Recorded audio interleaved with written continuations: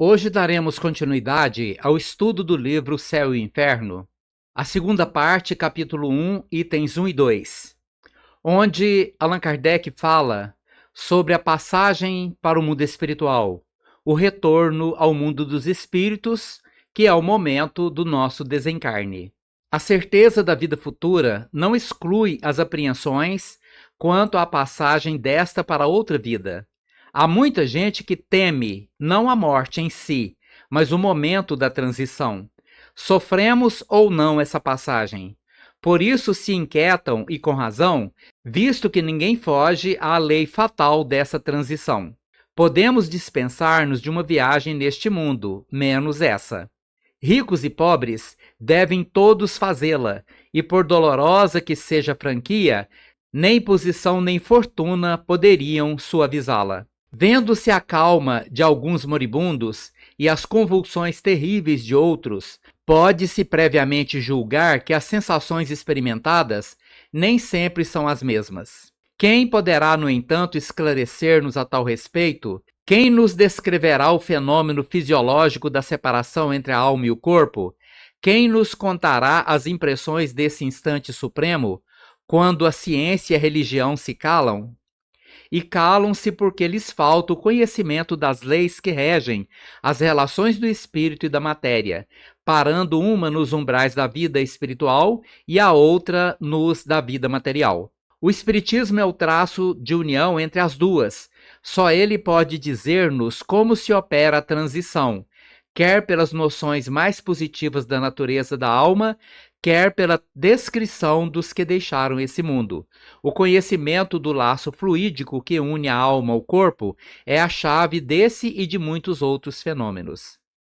Assim, meus prezados irmãos e irmãs, o Espiritismo nos propõe, por meio do livro Céu e Inferno, uma meditação sobre a morte, e mais especificamente sobre o momento da separação da alma e do corpo, um processo que, embora inevitável, permanece cercado de incertezas, questionamentos e, em muitos casos, temores.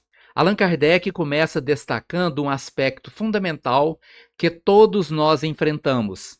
Embora tenhamos a certeza da vida após a morte, é o momento da transição que nos causa apreensão. Não é a morte em si, mas a incerteza quanto ao processo de desencarne que nos atormenta. E por que isso ocorre? O que é que nos causa esse medo do momento da separação entre a alma e o corpo? Na doutrina espírita sabemos que a morte não é o fim, mas uma transição.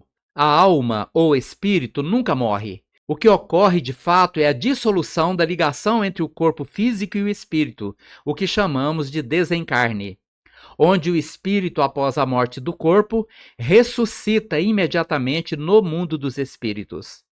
No entanto, enquanto estamos encarnados, a percepção de nossa realidade material nos impede de compreender plenamente essa transição. O corpo físico, com suas limitações sensoriais, nos prende a uma visão restrita da vida, e é exatamente esta visão limitada que gera o temor. O desconhecido, o que está além do véu da morte, gera ansiedade, e isso é natural.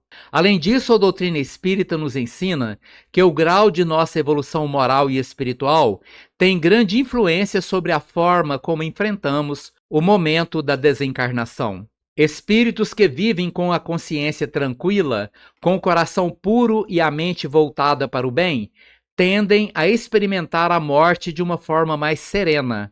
Já os espíritos que se apegam excessivamente à matéria, que se fixam nas paixões terrenas, enfrentam esse momento com mais dificuldades e com maior sofrimento. O que a doutrina espírita nos ensina é que, ao longo de nossas vidas, temos o poder de preparar nossa passagem.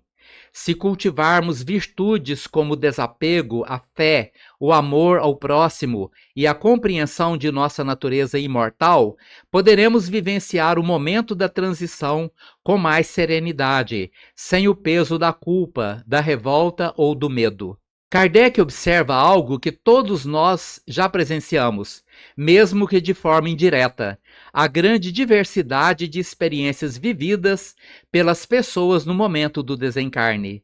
Uns partem com tranquilidade, com um semblante sereno, enquanto outros experimentam agitação, dor e até mesmo agonia. Por que essa diferença? Porque alguns parecem partir com paz, enquanto outros sofrem intensamente? Na visão espírita, essas diferenças podem ser explicadas pelo estado espiritual do indivíduo no momento do desencarne. Espíritos que viveram com tranquilidade interior, que se prepararam para a morte com reflexão e retidão moral, tendem a experimentar a separação do corpo com menor sofrimento. Eles já estão, de certa forma, desapegados da matéria e compreendem que a morte não é o fim, mas apenas uma mudança de estado. Por outro lado, os espíritos que ainda estão muito vinculados à vida material, aqueles que ainda têm muitos apegos aos bens materiais, à vaidade, ao orgulho, ao egoísmo, tendem a sofrer mais. O apego excessivo ao corpo, a recusa em aceitar a separação do mundo físico e a revolta contra a morte são fatores que contribuem para um desencarne mais difícil. Há casos em que o espírito não consegue se desligar imediatamente do corpo físico, sentindo-se preso à matéria. Esse fenômeno pode ocorrer devido a uma ligação fluídica forte que ainda existe entre o corpo e o espírito, levando a um processo de desencarne mais demorado e, portanto, mais doloroso. No entanto, é fundamental lembrar que esse sofrimento não é punitivo, mas sim um reflexo das limitações espirituais do espírito. O Espiritismo nos ensina que, ao desencarnar, o espírito continua a vivenciar as emoções e os pensamentos que cultivou durante sua existência encarnada.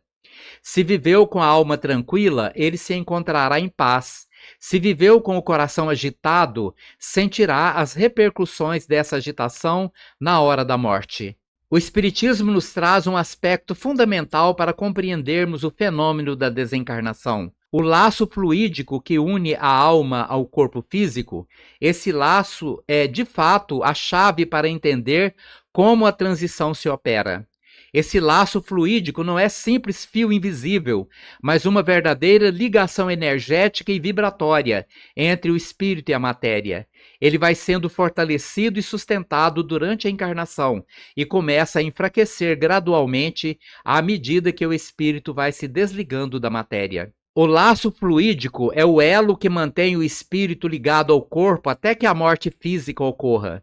Em muitas situações, esse laço se rompe de forma gradual, o que pode causar sensação de leveza, libertação e até uma sensação de expansão para o espírito. No entanto, em casos onde o apego material ainda é muito forte, esse laço pode permanecer por mais tempo, dificultando o processo do desencarne. O Espiritismo ensina que ao longo da vida é possível ir afrouxando esse laço por meio da prática do desapego e da elevação moral. Quando o espírito chega ao momento da desencarnação, ele já estará mais preparado para se desprender do corpo sem maiores dificuldades. Esse desprendimento, no entanto, também pode ser influenciado pela forma como o espírito encara a morte. Se ele se recusa a aceitar, se ainda se considera parte do corpo físico, o laço fluídico pode resistir mais tempo, aumentando o sofrimento. Por fim, Allan Kardec nos alerta para a importância de entendermos que após o processo do desencarne, a vida espiritual não termina, mas continua. O espírito ressuscita imediatamente no plano espiritual, sendo essa a única e verdadeira ressurreição. O espírito, ao se libertar do corpo físico, entra em uma nova fase de sua evolução.